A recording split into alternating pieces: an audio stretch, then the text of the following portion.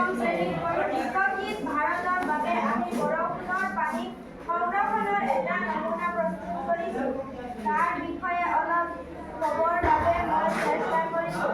বৰষুণৰ পানী বৃদ্ধিৰ এটা উপায় হ'ল বৰষুণৰ পানী সংৰক্ষণ আৰু ভৱিষ্যতত ব্যৱহাৰৰ বাবে ইয়াক সংৰক্ষণ কৰি ৰখা।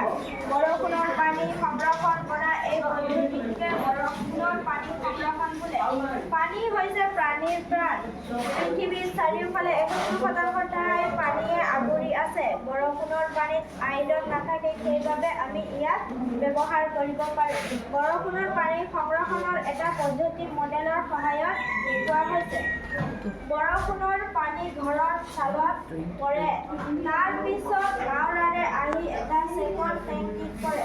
চেকন টেংকিত বালি, শিল, এঙাৰ ইত্যাদি ৰখা হৈছে। ইয়াৰ পৰা এডাল নলীৰে আন এডাল টেংকিত পৰিব। দুটা টেংকিৰ কাষত এডাল চুই নলী ৰখা হৈছে। ফুলনিত পানী দিয়া, কাপোৰ ধোৱা, বাচন ধোৱা আদিৰ বাবে লাগতিয়াল পানী সেই নলীডালৰ পৰা উলিয়াব পৰা যাব।